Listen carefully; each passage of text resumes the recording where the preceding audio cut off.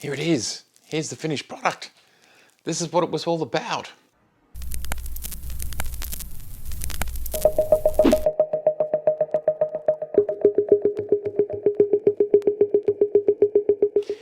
How are you going today? It is so good to see you.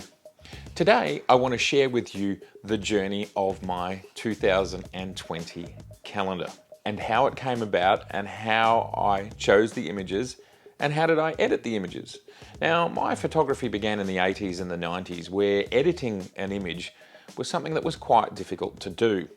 I used to photograph on transparency film, which slide film, and on black and white neg. I did a little bit of color neg, but that was mostly for work that I didn't do any type of editing for. Back in the 90s, early 90s, if you were going to scan one of your negs, it would cost $100 to $200 to get a high-res scan.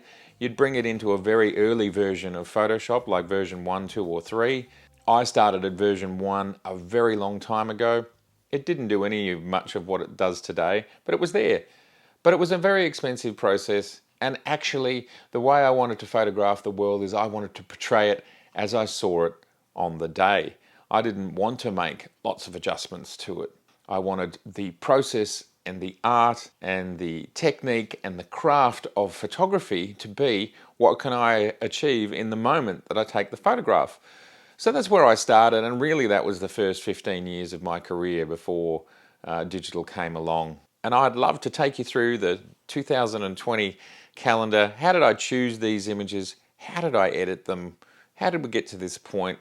Talk about the lenses, the shutter speeds, the apertures, and just have a little bit of a walkthrough about how it all came about. These get printed in the thousands, then they get shrink wrapped to go into the shop. Now I can't get it open. So join me as we do that. It'd be absolutely great. I'd love to have your questions. And by the way, I've got an 85mm Z 1.8 review coming up, real world review, and we are shooting this intro on that lens. This is it for real. This is what it's all about. Let's dive into InDesign so we can see how this all works. All right. Let's start here in the calendar, and we're going to go through some of the pics. Why did I choose them, and how much have they been changed from their original? So let's jump into this guy right here. Here we can see the original file from the January calendar month. Here it is here. So there's that image there. If we look over on this side here, you can see I took a few shots, and that was mainly because the boat was moving around and I wanted it to be in the right position. The difference between this is actually the raw file, and I'll just show you all here. This was taken with the Sony A7R Mark III. All I did was bring up the shadows a bit and work with the contrast a bit just to richen those colors up. And we can see if we go to January, this here is the final file. I think I probably brought up the shadows a little bit more, highlights down a bit to stop them from losing the color, a bit more contrast. I think the structure was turned up a bit, and I dodged out the boat because I wanted to see more of the numbers. So what I did was click on here, although it didn't that time. So let's create an extra layer. Lovely. And then we just dodge this out a little bit. Just doing a quick job. And then we can go back to here and we'll bring the boat up a little bit. Something in the order of that. And this is the image. Let's crop it. I think it's a bit confusing when it's not cropped and we can't see what we're... And that is the final file. So it's had very minor adjustments. Now I chose this image because it made me feel like the end of a beautiful day, and what a cracking sunset. And this really is what it looked like, as you can see from all these different images. All right, let's move on to OK, one of my favorite images. Now this one's a cracker. Photographed with the Nikon D850 with the 85mm 1.4 at 1.4 125 handheld, and this was quite late at night. The sun had just set. I love this image for the short depth of field. Here is the file at 100%. We're shooting at ISO 320, as you can see down here. I just think this is a very Melbourne image, and the amount of editing is very minimal. As you can see, I've brought up the shadows. This is what it looked like before, underexposed, brought up the shadows, saturation. And the reason I do that is the reason I expose like this is so that these things here don't blow out. We don't lose these. They don't lose their color because we want that color. So that's how you get that. And then very minor adjustments through here. That is it. And this one, and there it is. Now, can you pick the one thing I removed? Go back and have a look. All right, moving right along. It's got this perspective which makes you look in this direction down to this area here. And so you have the flock of seagulls just hanging out on a warm summer's night.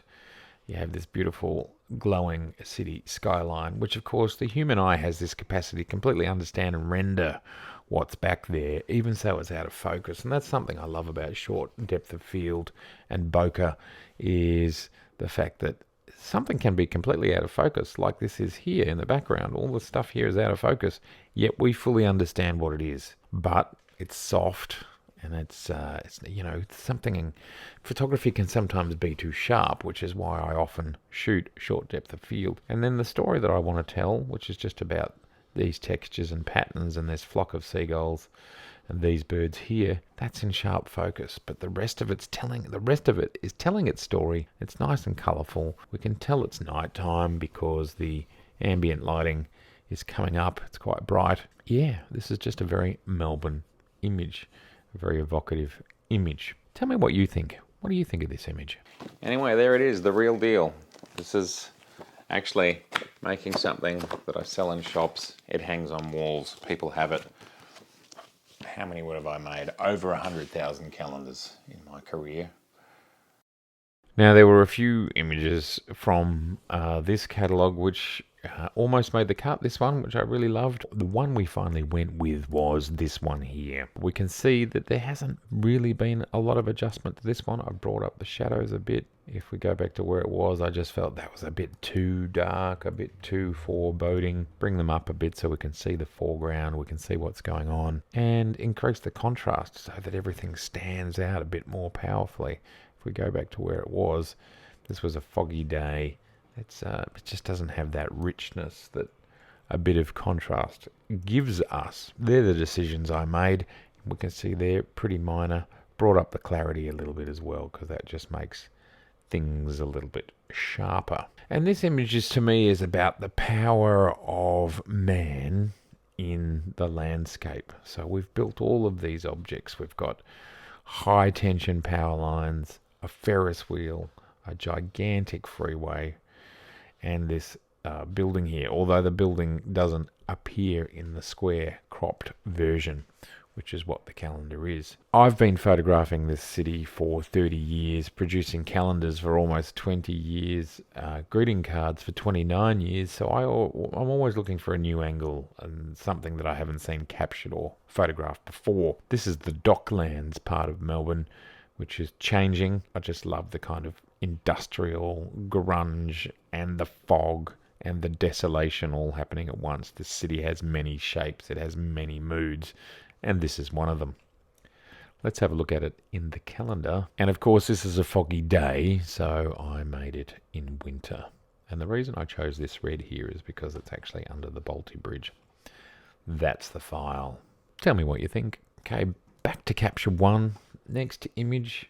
Oh yes, and the settings on this one, well, fog, it's funny, it's day. This is actually daytime. So this was 10 o'clock in the morning, so the sun is fully up, so it's actually really bright. So you can see I'm on ISO 31, 1/1000th of a second at 3.5. With a low ISO, a fast shutter speed.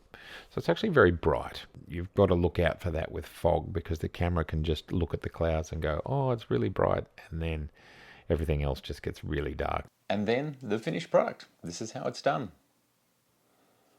Back to the other me. See ya. As always, it has been so good to see you. Thank you for joining me. The process of making a calendar and choosing the images, putting it together, getting it out, printing it, selling it, it's a massive one, and I'm in the middle of that end part of it, which is the selling part of it now. It's Christmas time. It's exciting. So thank you so much for watching. It's been amazing to have you on board going through how did I create the 2020 edition. Please, I'd love to know if you have any questions about the images, the lenses, InDesign, the process, the pre-press, all of those different things. Very happy to share with you in helping you make anything you might want to make. That's what it's all about. So please let me know what you'd like to know. All right, as always, thank you so much. Please subscribe if you haven't. That way we get to see each other again, and that'd be fantastic. Please share, because it makes us all smarter. Please like, because it's a beautiful thing. And of course your comments, as always, I'd love to see those down below. And if you'd like to see more films, I have over 150. Just click on the Matt Irwin link there down below, and we can see more of each other right now and over the Christmas season. All right, thanks so much. I look forward to seeing you again real soon. Bye for now. And coming up, I've got a cheeky sneak preview of this. And you might go, well, what's this? Well, this is this. And you might wonder, well, what is that? This is the Sony E-mount to Nikon Z-mount adapter. Now this is fun, isn't it? I can put Sony glass on the Nikon Z-mount. That's coming up soon. All right, see ya.